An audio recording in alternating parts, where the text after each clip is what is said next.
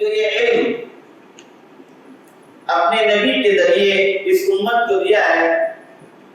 نبی آخر الزمان محمد رسول اللہ صلی اللہ علیہ وسلم نے اس علم کی بڑی فضیلت بیان کی۔ ایک حدیث میں تو بتایا گیا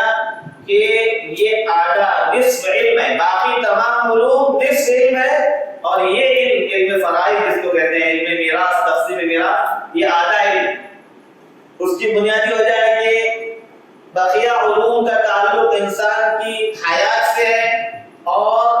وراثت کا، اس کی تقسیم کا تعلق انسان کی موت کے بعد جو شروع ہوتا ہے۔ اس لحاظ سے علماء نے بات لکھا ہے کہ اس لیے اس کو آدھا کہا گیا، یا اس کو نصف علم اس لیے کہا گیا تاکہ لوگوں کے اندر اس کی اہمیت کو جو ہے ذہن میں بٹھایا جائے کہ تم اس سے دور نہ رہو۔ اسی لیے اللہ کے نبی صلی اللہ علیہ وسلم نے اپنی بات حدیث میں یہاں تک فرمایا کہ تم جو ہے علم فرائض کو سیکھو، دوسروں کو بھی سکھاؤ، یہ نصف علم ہے، اور یہ سب سے پہلے میری امت سے جو ہے اٹھایا جائے۔ یہ چیز ایسی ہے کہ اس علم کی اہمیت اور فرائض کی لوگوں کے اندر اہمیت کو واضح کرتی۔ اسلام کے نظام وراثت کے تعلق سے جو اس کی خوبیاں ہیں، کچھ باتیں آپ کے سامنے آئی۔ زمانے جاہلیت کے اندر عام طور پر جو ہوا کرتا تھا کہ نسل کے اعتبار سے وارث بناتے تھے، مردوں کو، عورتوں کو وراثت سے محروم کیا جاتا تھا، بڑوں کو وارث بنایا جاتا تھا، چھوٹوں کو وراثت سے محروم کیا جاتا تھا۔ منہ بولا بیٹا یا بیٹی ہے جس کو متبنہ کہتے ہیں، تو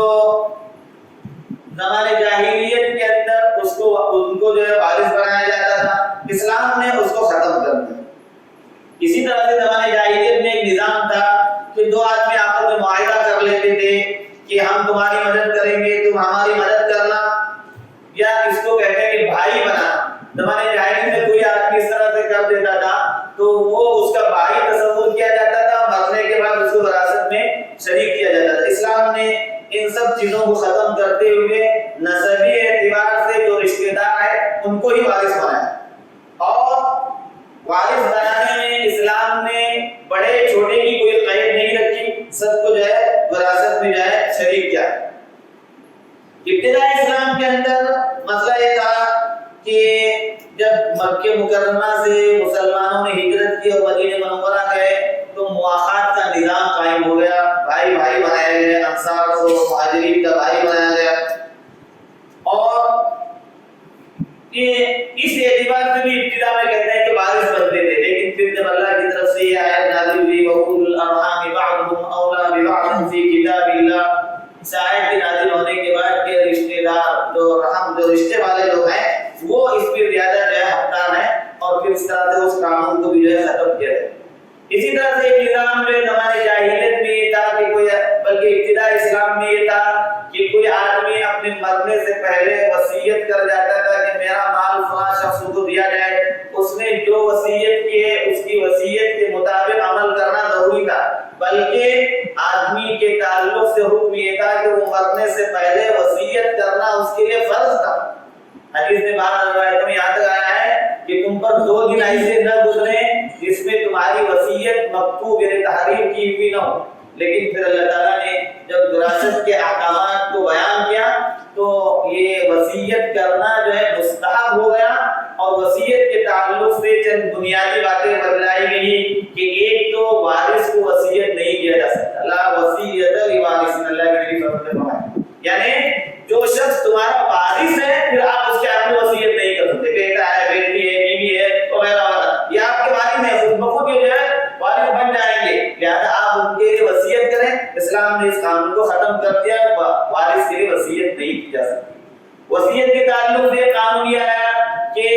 اگر کوئی آدمی اپنے وارث کے علاوہ کسی دوسرے کو وصیت کرتا ہے، میرے مرنے کے بعد میرا مال فلاں صاحب کو دیا جائے، فلاں ادارے کو دیا جائے، تو اسلام نے اس کے لیے حد بندی قائم کی کہ 1/3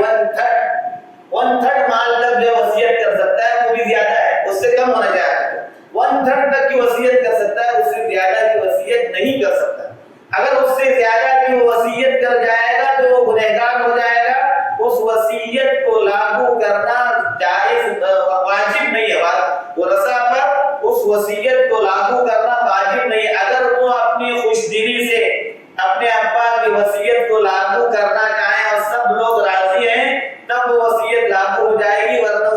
اس وصیت کا اعتبار نہیں ہوگا۔ 1/3 تک اس کی وصیت قبول ہے، 2/3 جو مسئلہ ہے وہ جو ہے ورثہ کا حق۔ یہ جو ہے وصیت کے تعلق سے جو ہے بنیادی باتیں ہیں۔ اس علم کے تعلق سے ہمیں یہ جاننے کی ضرورت ہے کہ اس علم کو اللہ نے خود اپنی طرف سے بیان کیا۔ نبی کریم صلی اللہ علیہ وسلم نے اس کے تعلق سے وضاحت فرمائی۔ حضرات صحابہ میں اس علم کے ماہرین میں جو شمار کیے جاتے ہیں، سب سے پہلے نمبر پر جن کا نام آتا ہے وہ حضرت زید بن ثابت رضی اللہ عنہ۔ اللہ کے نبی صلی اللہ علیہ وسلم کی حدیث میں آتا ہے وَأَفْرَدُهُمْ زَيْد، تم نے یا صحابہ میں سب سے زیادہ فرائض کا علم رکھنے والے زید ہیں، زید بن ثابت رضی اللہ عنہ۔ بعض صحابہ کی بعض خصوصیتیں تھی، اللہ کے نبی کی زبان سے ان کو گویا کہ شہادت ملی، سرٹیفکیٹ ملا کہ یہ سب سے زیادہ فرائض کا علم رکھنے والے ہیں۔ اسی طرح سے خلفائے راشدین کے متعلق آتا ہے کہ وہ فرائض کے علم میں ماہرین میں شمار کیے جاتے تھے۔